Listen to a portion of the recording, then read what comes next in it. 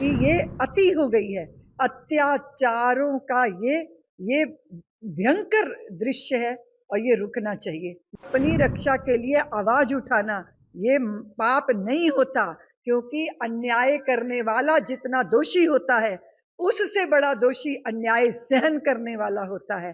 भय काहू को देत नहीं, नहीं भय मानत आन, कहो नानक सुन रे मना, ज्ञानी ताहि बखान। ना तो हम किसी को भयभीत करते हैं, लेकिन ना हमें भयभीत होना चाहिए। ये दुख भरी कहानियां वहां से अब नहीं आएंगी, शांति हो जाएगी। और जो वहां महात्मा को जो अरेस्ट किया गया है, उनको भी मुक्त किया जाएगा। ऐसा विश्व के अंदर कौन सी सज्जन शक्ति है जो कि द्रवित ना हो, पीड़ित ना हो, दुखी ना हो।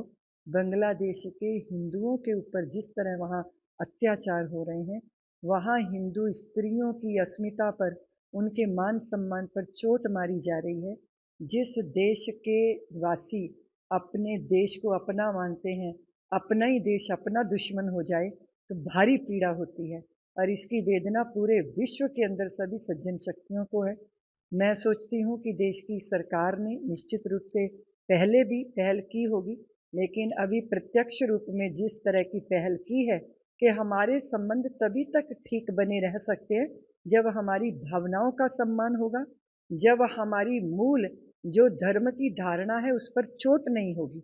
आप छोड़ दीजिए धर्म, मजहब, संप्रदाय, इनको आप अलग करिए।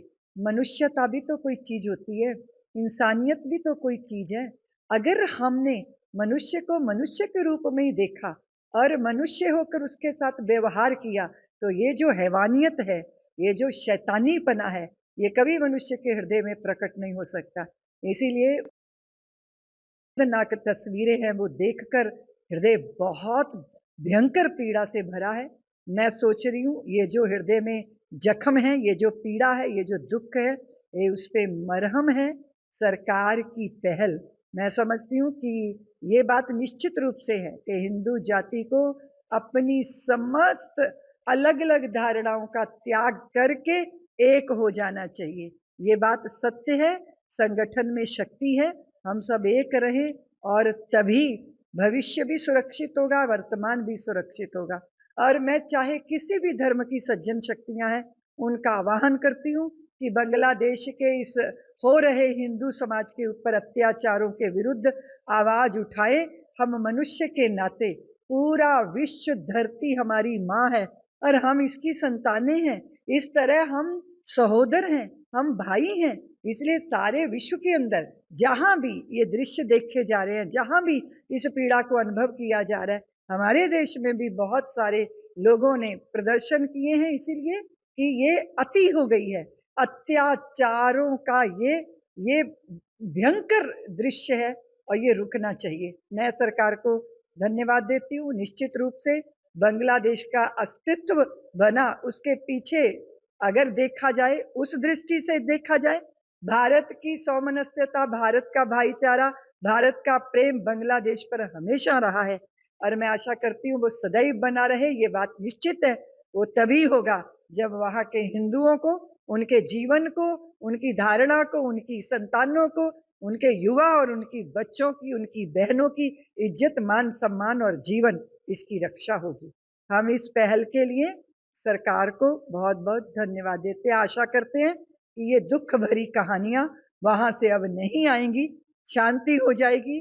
और जो वहां महात्मा को जो अरेस्ट किया गया है, उनको भी मुक्त किया जाएगा, क्योंकि अपनी रक्षा के लिए आवाज उठाना ये पाप नहीं होता, क्योंकि अन्याय करने वाला जितना दोषी होता है, उससे बड़ा दोषी अन्याय सहन करने वाला होता है। आप जानते हैं पंजाब की धरती पे गुरुओं ने कहा था, भय काहू को देत नहीं, नहीं भय मानत आन, कहो नानक सुन रे मना, ज्ञानी ताहि बखान। ना तो हम किसी को भयभीत करते हैं, लेकिन ना हमें भयभीत होना चाहिए। ऐसे वातावरण का निर्माण राज्य सरकारों को, केंद्र की सरकारों को और पूरे समाज को मिलकर इस पे प्रयत्न करना होगा। राष्ट्र भी अपना काम करे और राज्य भी अपना काम करे। मैं आशा करती हूँ सब कुछ सही होगा, जल्दी होगा और यही मेरी ईश्वर से प्रार्थना है।